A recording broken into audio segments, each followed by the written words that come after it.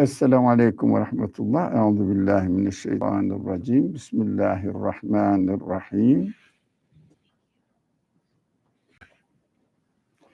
Rabbi şrah li sadri ve yessir li emri vahlul ukdeten min lisani yefkahu kavli ve cealli veziran min ehli Harun ahi iştür bihi ezri ve eşrikhu fi emri kay nusebbihake kesira ve nezkurake kesira inneke kunte bina basira. La havle ve la kuvvete illa billahil aliyyil azim. Allahümme allimna ma yenfa'una ve enfa'na bima allamtana ve zidna ilma ve erinel hakka hakkan ve rzuqna ittiba'ah ve erinel batile batilen ve rzuqna ictinabe. Rabbena zalemna enfusena ve in lem tağfir lena ve terhamna lenekunenne minel khasirin. Ve sallillahumma ala Muhammedin ve ala alihi ve ashabihi ve etba'ihi ve sellem. Velhamdülillahi Rabbil alemin. Amin. Bismillah. Last week, welcome everyone. So last week we studied this verse from section An'am and 160. And it says, whoever has done a good deed will be rewarded tenfold. But whoever has done an evil deed will be repaid only with its equivalent. That will not be treated unjustly. So we dealt almost many aspects of it. Inshallah, we are done with it. So here we are going to study another interesting verse, which are, I'm selecting the ayat verses from the Qur'an, which are directly related to our life right now, and also some controversial subjects that misunderstood about Islam. So I am hoping that it may help us to understand the situation, the reality, what Islam presents to us or teaches to us in the best way. So specifically, I have chosen them, although every verse is definitely related to our life, but nowadays some sort of misunderstandings need to be cleared off. So I'm emphasizing on it. I ask questions just to attract the attention, not really to check your knowledge. Or, of course, if you want to join us, join with your answer, I would definitely love it. But don't feel that you are being tested or examined because I'm asking the questions. Now, Bismillah ar-Rahman ar-Rahim. وإن أحد من المشركين استجارك فأجره حتى يسمع كلام الله أبلغه مأمنه ذلك بأنهم قوم لا يعلمون. So beautiful. So let's go step by step slowly. If any of those idolaters, we call it mushrik, those people who associate something else next to God with God, or as we understand in our discussions here, we use this one, gives the quality of God, deity, to anything which is created or needs to be created. That is the best way of shirk. It means really what idolater means. Or the pagan religion, in fact. If one of them asks for your protection, what are you going to do? You keep them and kill them. Huh? They are mushrik. So God says, protect him. Now, protect? How dare you protect a pagan, a mushrik? So we have to get rid of them. who's asking this then?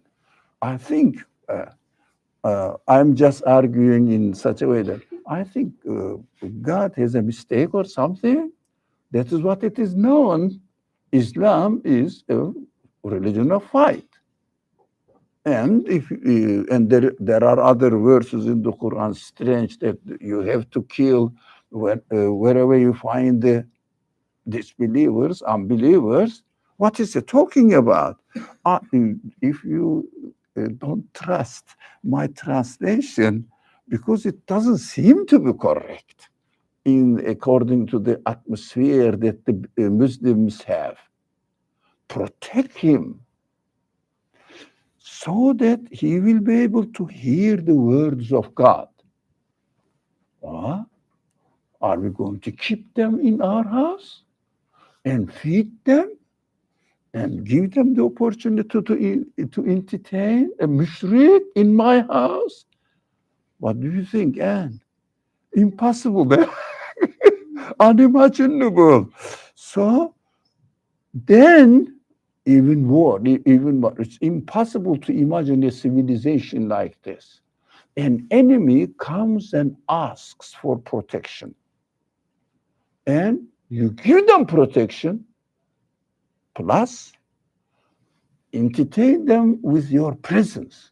Don't give them protection in your the basement or in the attic, with you, so that they will hear the word of God. And what is more, then escort him to a place. I'm going to give him a lift, take him wherever he wants to be, to feel safe. What a good service. I think Islam is a wrong religion. Seems to be from this verse. Why? You are protecting your enemy. That's not enough. Taking care of his needs. That's not enough. And if he doesn't agree with you and doesn't want to stay and embrace Islam, kill him then. No. Help him to go where he feels secure. Who does this? What do? If you don't obey for example, America is really exceptionally free country, respects human rights, etc. But if someone is exported, no, exported, it is reported. Do they ask them, okay, let me give you a good accommodation and then take you, pay your ticket? Where do you want to go? Okay, I want to go to Japan. All right, I'll take him. Are you feel comfortable now? Do you feel comfortable here? Okay. What do they do? Export? Throw you away from the port, and that's it. Take care of yourself. Wherever you came from, go there. This is the kindest civilization of this age. I don't think in other country, I don't know how do they do it, but definitely they don't ask you, where would you like to go? So I will accompany you. So this is really beyond imagination, this civilization. That's why I love this kind of verses from the Quran, in order to really make our minds clear what Islam really is, or what are all the other verses which talk about fighting conditions. And what is this doing? And mind you, this is very interesting. These verses were in Tawbah, section Tawbah. Tawbah is very famous as to be the severest section of the Quran. Very famous. And also, it doesn't start. The only section in the Quran, surah in the Quran, which doesn't start with Bismillahir Rahmanir Rahim. Why? There is no mercy. Seems to be. But this is the verse almost in the beginning. This is the fundamental of the understanding of what Islamic civilization looks like. So that what will follow about the war, hot war battlefield, the rules, hot war battlefield, should not be confused with the fundamental principles of the Quran. This is the beginning. So, almost verse 6, Tawbah is a long section. This is the sixth verse. So, why should we be so kind, exceptionally kind, that none of the civilizations now has arrived at that point in 21st century, let alone in 6th, 7th century. This is 7th century desert Bedouin life, if you like. Look at this. It's interesting. Why should we do this? Because there are people who don't know. Now, of course, those people who oppose physically and fight physically, we will study about these words as well. Well, it is a bit further. Now, maybe we may not cover this week. Most probably not. So, did you get the spirit of this verse? So, someone may hear me here because these kind of verses are not really repeated or well known. Shall I ask you, for example, Anne, have you ever heard this verse? But how many years you have been a Muslim? 12. 12 years? You haven't heard this verse. Have you ever heard words about jihad, killing? Yeah. How many times? You mean in the Quran? Yes, but how many times did you hear from Muslims? Everyday life? Yeah, All the time. all the time. Yeah, no, I think we have to sit down and think about it. What is going on? I feel that because of this inferiority complex, I'm very afraid of inferiority complex. Inferiority complex, defeated complex. What they do, they want to show heroes. For example, the Prophet Muhammad was commander-in-chief, the best commander-in-chief, not the prophet. As if messenger who brings this message to human beings. Do you get it? Isn't that the general atmosphere? Yeah. Unfortunately, so what does it mean? So, as far as I know, all of you, but have you heard this verse before? No, heard from people. Not taught, no. No. How many, so you are, born in a Muslim family. You are, I think, more than 30, eh? No. No? 20. No. 20, 20. Turning 30. 25. 25, I'm sorry, 25. Yeah, I'm sorry. 25? 29. Yeah, 25, more than 25. 25 years. 25 years. You have been in a Muslim community from the childhood. Your parents, I know your mother, is a very good, conscious Muslim, and you haven't heard of it. What is going on in this world? Muslim world. I don't understand what's going on. Why this verse is not every Friday declared, announced? Why? Why is not? Inferiority complex. Hero. You know, this hero child, this typical video example, a cat looks into it. So I really love the figure there. He looks into a mirror and sees himself as a lion. Oh, lioness. Why? Inferiority complex. Defeatedness, the defeated complex. So try to, I want to show it more than what I am. That's why we are powerful. If you see the companions in the picture of the Muslim general culture, companions are not those people who are students of the Quran. What? Who are they? Companions fighting, huh?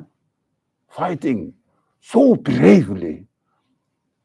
You remember fighting so bravely, companions. They are thirsty, bloodthirsty people. Seems to be. That's what the Muslims present, not others. That is very, very interesting. Okay, what we have to do now, we have to understand that, yes, there are other verses who are asking for physical fighting, but none of them offensive, defensive. And we will see more verses, inshallah, related to this subject. So no one will ever believe that this is in the Quran. I'm sorry, even in the Muslims, even if somebody has memorized the Quran by heart, they read it, they don't know what they are reading. Usually there are exceptions, but I don't really understand why our Muslim public speakers emphasize on this side of the matter only war conditions. Where is physical war? In New York. What am I going to do here? Speak to my reality. Here next door, my neighbor on the right, non-Muslim. On the left, non-Muslim. So I am living with them. Here in the street, in the subway, I am next to each other, sitting next to each other. In the train and the bus, in the bus and in the train, and they are my neighbors. How am I going to treat with them? Like to take something. So if I find, do some. What is expected of me nowadays within these conditions? But if someone attacks you, there is no humankind in the world that you shouldn't defend yourself.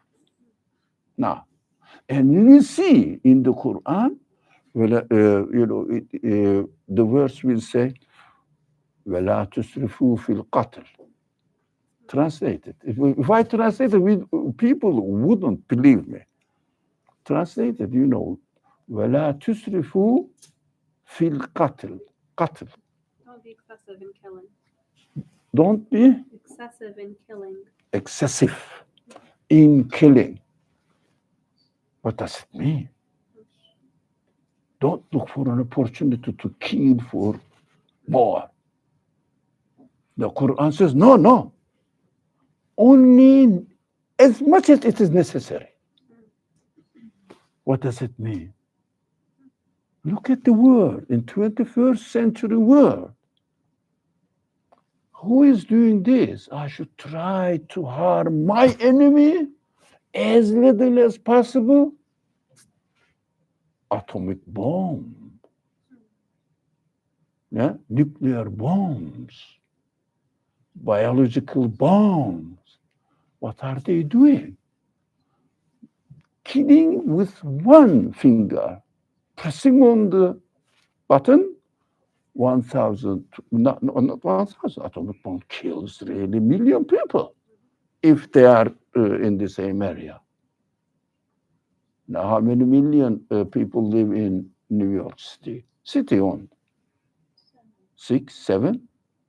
One atomic bomb in Manhattan, 6 million is done. One man. وَلَا تُسْرِفُوا فِي الْقَتْلِ. Don't exceed in killing. Only to defend yourself as much as it is needed and be firm. Yeah, of course, you are not expected to let the others to kill you. Say, okay, you can kill me. Entertain yourself. Congratulations. No, you cannot do that. We are giving the sense of defense. But what we are doing, we are confusing this with the normal life, standard life. Anyways, I am a little bit disappointed with what's going on in the wisdom world. That's why I feel not very comfortable what's going on about it. So our friend on Zoom said, it also has put me off how most Sira books are mostly the records of Ghazawat, fightings and or wars, Ghazawat, not telling us how Prophet lived and practiced what he preached. And also, for example, if you read the Sira book or about the Medina, most of the Sira books, not all, but most, about the Medina period of the Prophet ﷺ, you don't see any sign of prophethood, messengership, and the distributing. What does he do? From one war to another, from one war to another, and send groups of people to the neighboring tribes for Ghazwa, our friends Ghazawat, the plural of Ghazwa, the word Ghazwa. It means small, how to say, team to go and hit and come back. Now, what's going on? So I can share many things, but I'm very anyways, I shouldn't be emotional here. The Prophet ﷺ used to send a group of people to neighboring tribes to deliver the message to them. Yeah, deliver the message. Why? How many people go on on this small? How do you call it? There may be a special word for it. Not a big war, but just a small. Gorilla.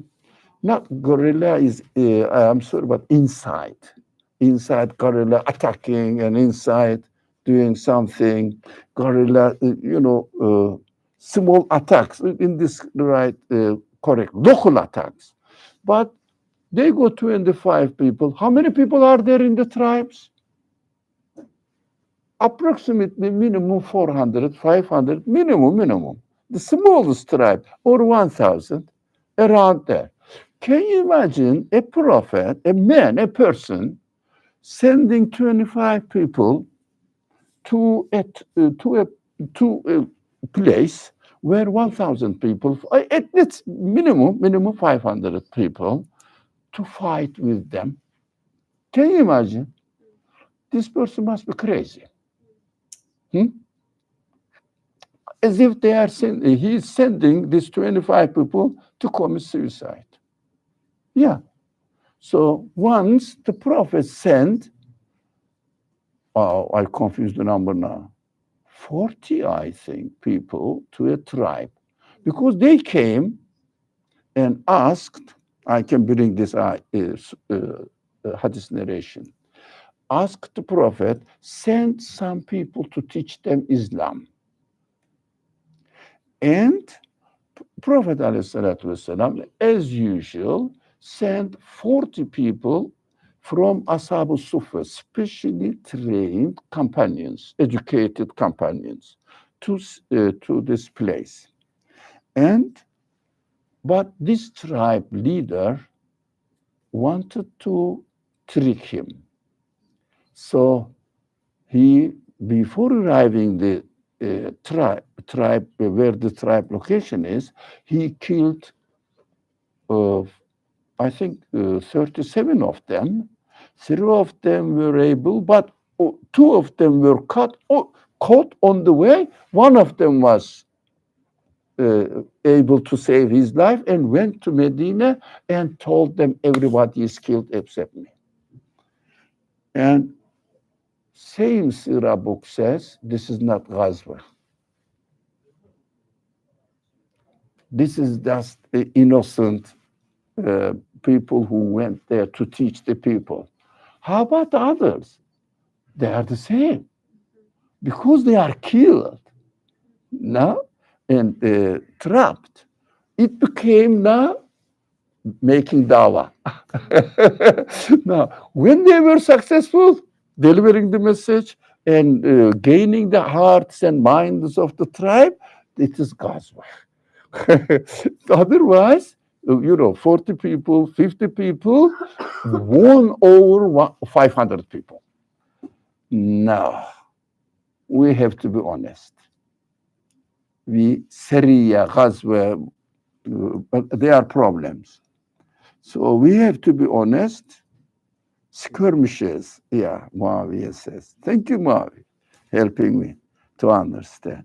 So, my first question, do these kinds of verses relate to our time now as well?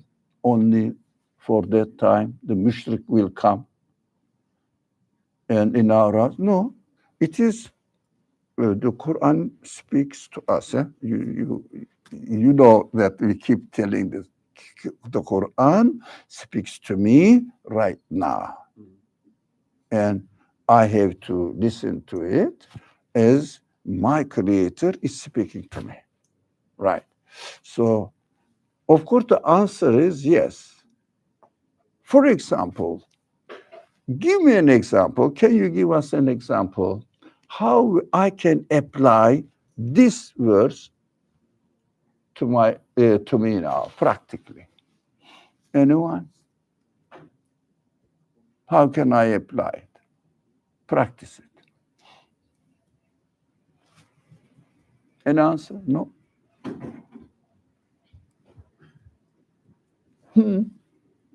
Please. Perhaps in the case I find myself with someone who does not share the same belief system or might not identify as Muslim. But if we engage in a conversation where they're asking questions, then I can kind of share my truth with them to the extent that I'm able to, in the way that it satisfies me. Therefore, escort him to a place where he is safe. Therefore, try to answer the question or share what I know to be true as best as I can. And also, would you like to invite him at dinner or something, him or her? Will you take this person if he accepts into your house? Will you host him? Nowadays, it is very hard, isn't it? Look, this Quran really goes beyond. So we just take him home. So he has to hear the word of God. We will come to this. But we will bear in mind the last piece of the verse, because they are people who don't know. Now, who knows Islam? In New York, even the non-Muslims don't know Islam. So who knows what really the Quran is teaching? Really, no, it is everybody, because they don't know. They need to know. Without letting them learn what Islam is, we cannot really say anything to anyone about anything to anyone. They don't know. We have to be very watchful when we call some people an unbeliever. But they say, what I know, he says he's not a Muslim. He even doesn't believe in Christianity. What shall I say? Okay. Do you believe in Christianity? For example, practically speaking, no. Okay. But he doesn't believe Islam. Why? Does he know Christianity? What Christianity really is? Not many people. And how about Islam? It's a big problem. Even the Muslims are not very much aware of it. So there is a problem here. So because they don't know, you have to be very, very friendly. Which doesn't mean that, which means that somebody nowadays you see occasionally, they want to argue deliberately, not to learn, not because they don't know that they need to learn. No, no, no. You know, this is, there is a certain group of Christians, not all of them, some very small group, and um, they train some young people in order to become familiar with Muslim culture, and so that they will become missionaries. They are going to send them to Muslims, innocent Muslims in Indonesia, for example. This is the case. Is there anyone who's from Indonesia or South? You look like that. So they go to the villages, and then missionaries go there, and they build them hospitals and schools and convert them to Christianity, innocent people. So we hear about it in Indonesia lately. You don't know. I mean, because I live in the village, but usually like something like that, maybe in the city. Somewhere else, yeah. But I heard that they do the train. Even they go. I don't know. I know, for example, they train some missionaries and do some sort of activities in the Muslim worlds there. So they are argumentative. They come with an agenda. These are different. So these are not the people who don't know, so that they need to learn. So we have to be careful. Innocent people, if they are interested in Islam, to learn in Islam, we have to open our heart, our house, our opportunities, share with them. That's what this verse is saying. So, what does hearing the words of God mean? Now, hearing the words of God, I will recite the Qur'an like this. وَإِنْ أَحَدٌ مِّنَ الْمُشْرِكِينَ اسْتَجَارَ. Okay, they heard it. Does it mean this? What does it mean then? What could it mean? Word of God. It's very interesting, yes? I would say not the literal words, but the worldview, the way of thinking that comes with it. Yeah. Message. The message, yeah, and Yeah. the example, because your behavior is part of the message. Yeah. So that's a good point. That's what I was going there. Your behavior, your kindness will speak, because your behavior, your kindness, you gain from what? Message of the Quran. So they will hear, they will experience how a Muslim can be in this living conditions. So word of God means not your personal understanding or something, but exactly as God teaches you, and you learn from the Quran and the prophetic examples, and present this behavior to them. So don't make it your personal matter. So as a Muslim, and also I have another concern, that we are mostly inclined to hide our Muslim identity. So we should really speak with our identity as well, through our behavior, through our speech, and show that. Don't be ashamed of being identified as a Muslim. Don't be. So uh, be a Muslim and behave Islamically, inshallah. So another subject, there's something there. All right. Now, Ziba, how do we deal with them? As the Quran says, like exactly. Now, I can narrate the hadith narrations. So that's very interesting. The Medina setting is very interesting. Now this well-known Masjid Nabawi, the pictures are very famous. Medina, Kaaba in Mecca represents that famous masjid. Originally was just four walls. That's it, and simple. So covered by palm leaves. Yeah. Maviya, thank you very much. I think she is referring to the debaters. How do we deal with them? We can come to this point as well. Thank you, Maviya. I didn't know that she wrote it, Ziba wrote it, while the subject was with this missionary trainers. So it is an interesting, and there is a very interesting example in the life of the Prophet about concerning this matter. So we will come to that. If I forget, remind me somebody. Yeah, remind. That's an interesting subject. So there was a tribe leader. This tribe was a rich tribe, and the leader was the richest man there.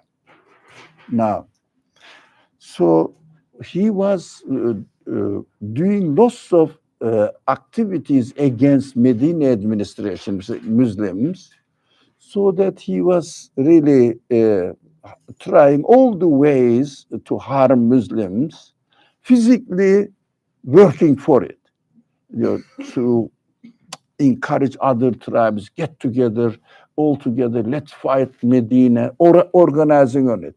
And companions of the Prophet caught him, brought him to Medina. Now, Masjid Nabawi was masjid, where the prayer room, yeah, administration center, hotel. All the tribes, leaders, people used to come to Medina to learn what Islam is all about, and they were really hosted there. Restaurant. So the Fatima and Ali, Imam Ali used to take care of their food. That's what Fatima said. My hands are cut making bread every day for lots of visitors are coming in Medina. That's why he asked for a helper. So the Prophet says, no, the last one you will get helper is my family. I'm sorry.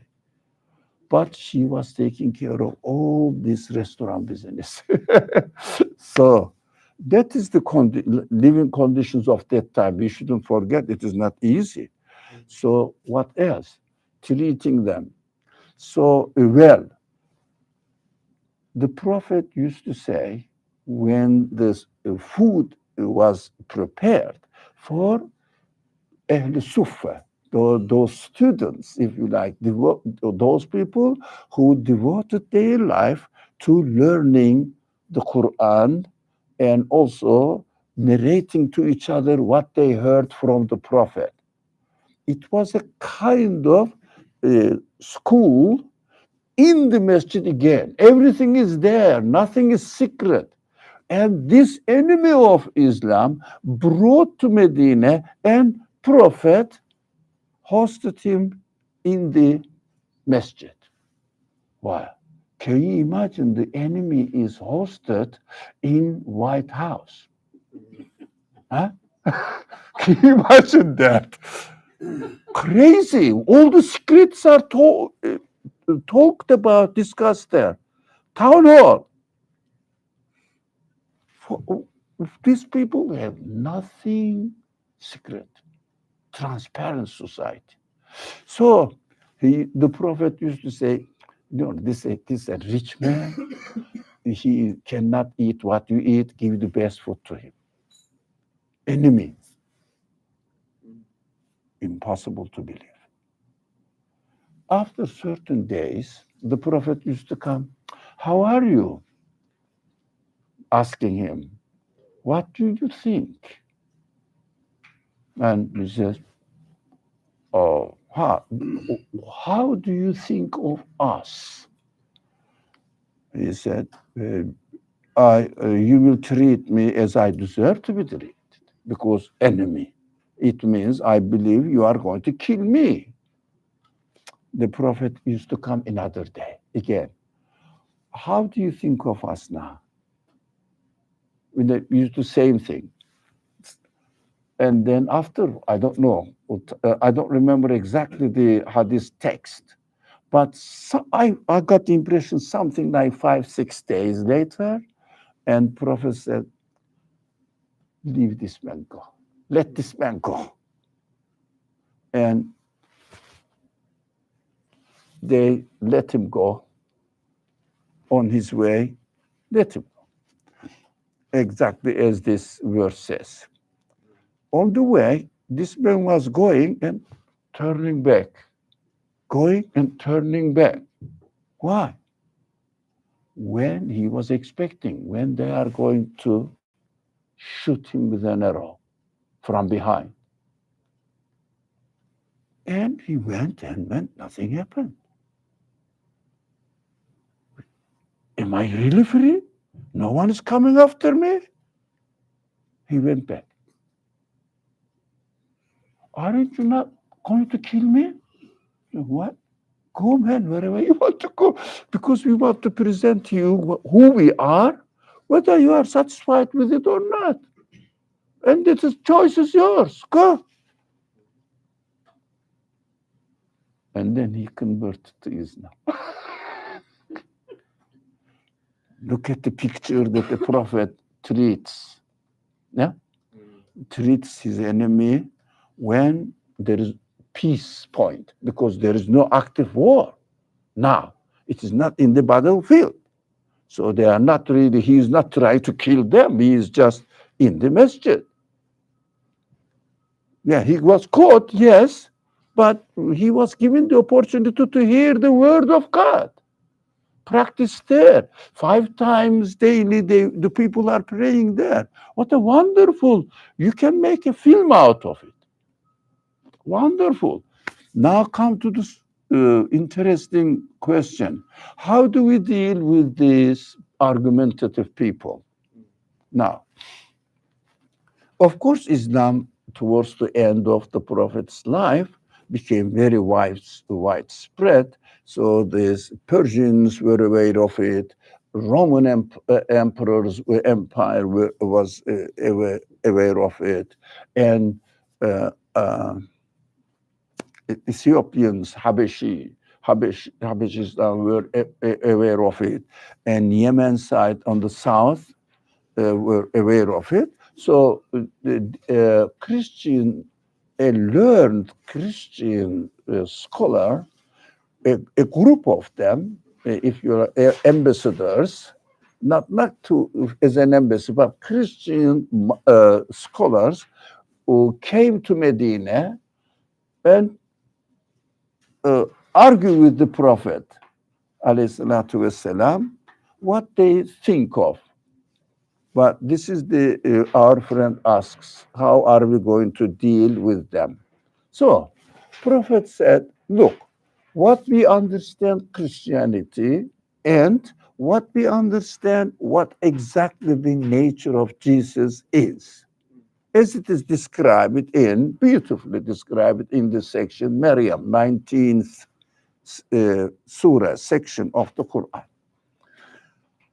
And they argued back, and no fighting, no aggressiveness, nothing.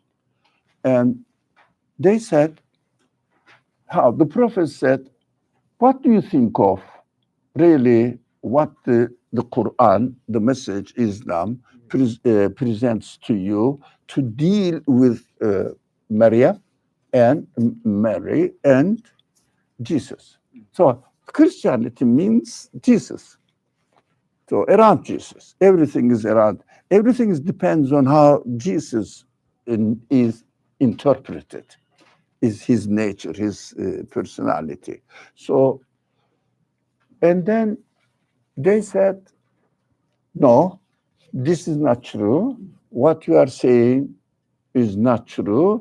We are right, you are wrong. The prophet says, okay.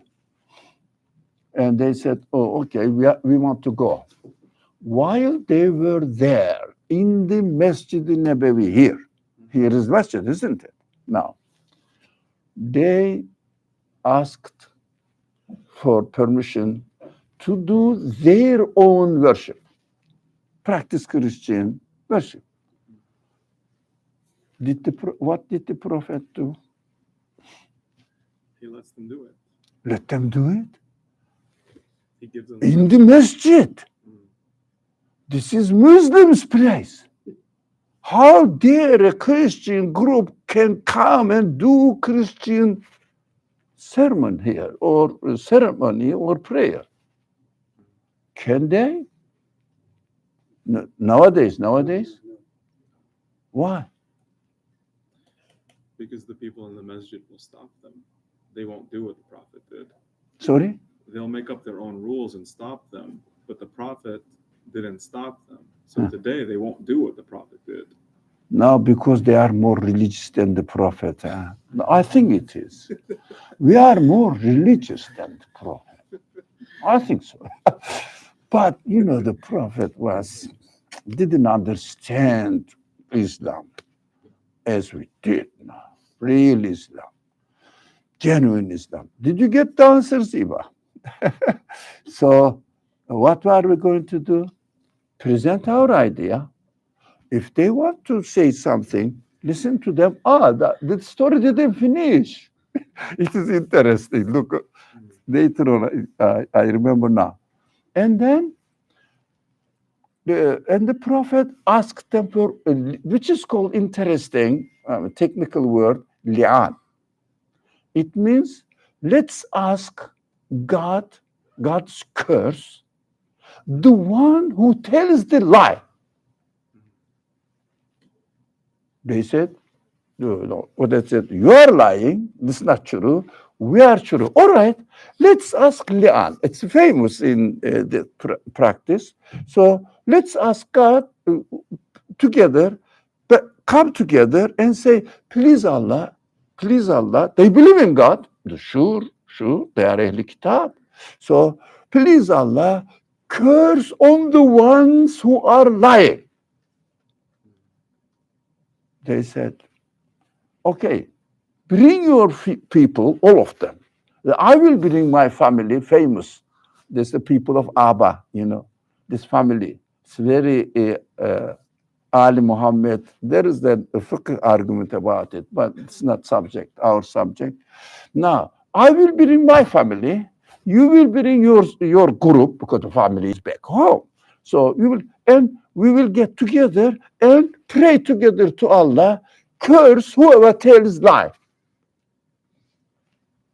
And they said, okay, tomorrow. Did they come? Did they come? No. And the prophet got, it is interesting, Imam Ali, his son-in-law, Fatima, Hassan, and Hussein, grandsons, 4 of them. He said, this is my family. It's very interesting. It's very interesting. So it is very interesting. We should understand something in this message. Ali Abba. So they didn't come. Did the prophet said anything? No. Okay. I am ready. No one showed up. All right, in the masjid. And let them go. That is what we have to do. Just a comment on how this applies to today. Yeah. Is online, a lot of people fight each other in different groups, and that now spills into everyday life. You find a lot of racial disliking or animosity, You find genders, male and female, disliking. You find ethnicities disliking.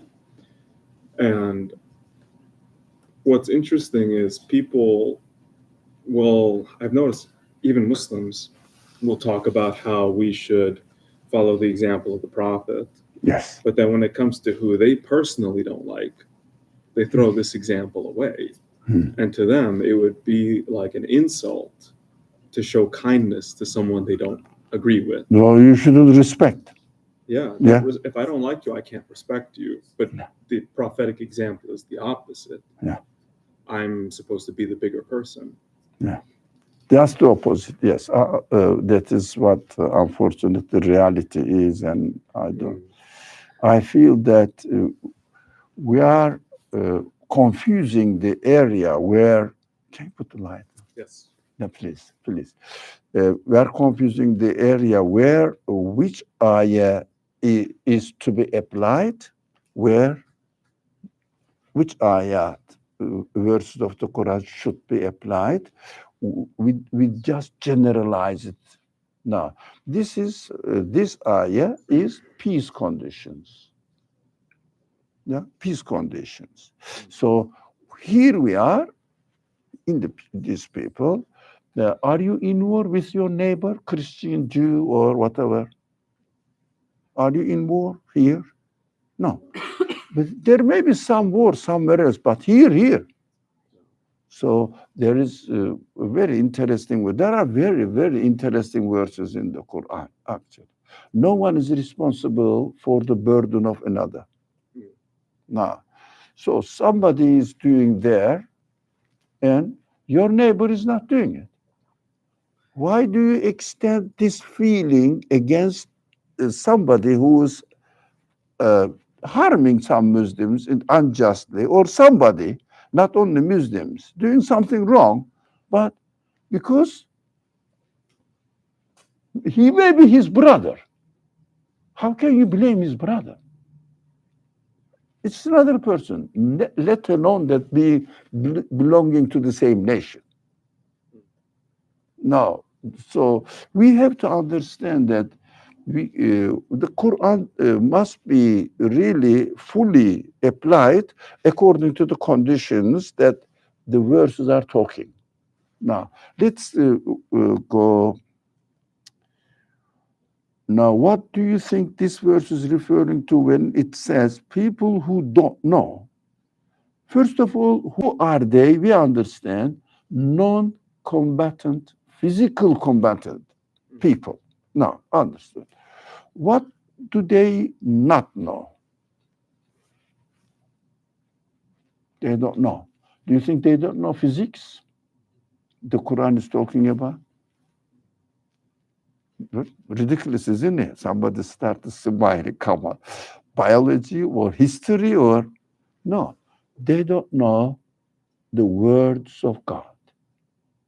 So that's obvious in the context of the verse. It's clear. Now, how are we going to teach them the words of God if we don't know ourselves?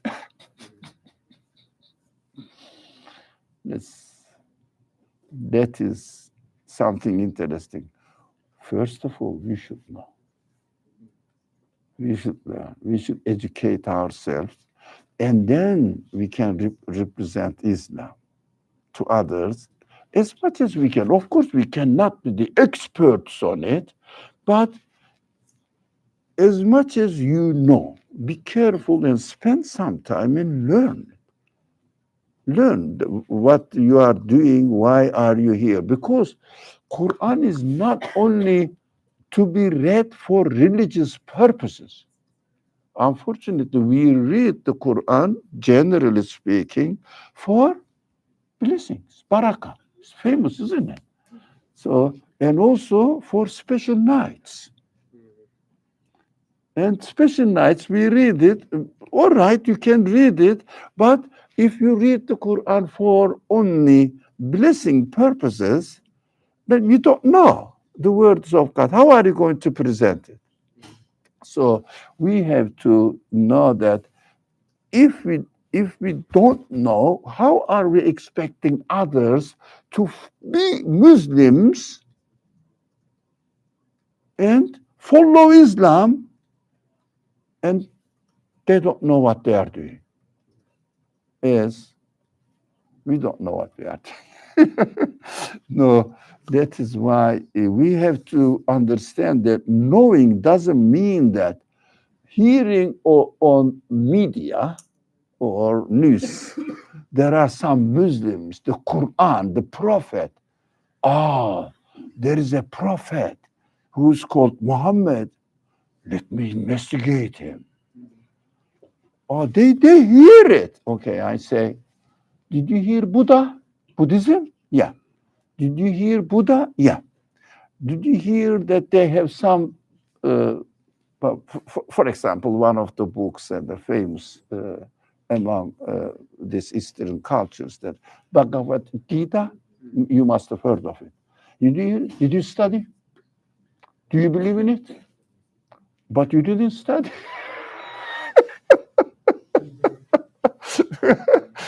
You didn't study. So how can you study? You have to study, investigate, so that we will be comfortable, they will be comfortable about what Islam is. So we have to prepare grounds like Islamic Center, NYU, our group. We are open to anyone to come. Now, anyone to come. One day, there was a sister here, I think. Somebody didn't like her behavior because of the dress, and her position seems to be non-Muslim.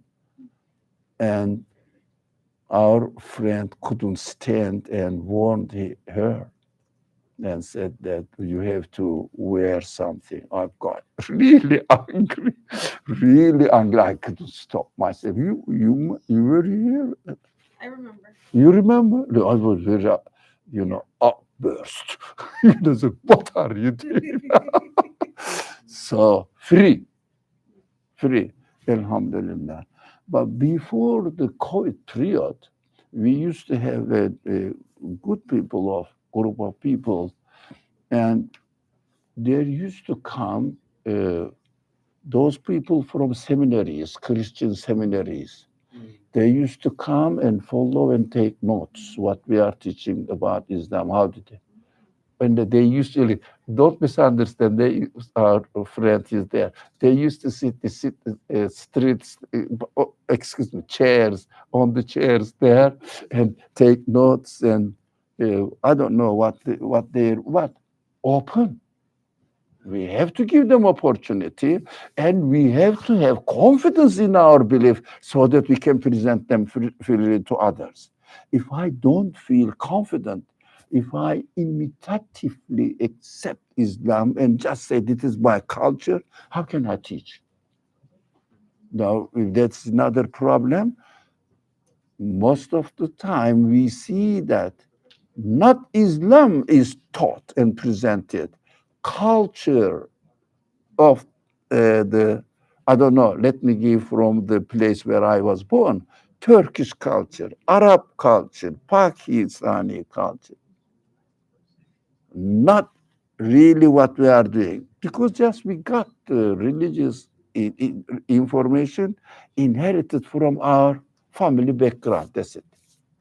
Not special study. So the time is up. How about other verses that encourage to fight or kill the idolaters?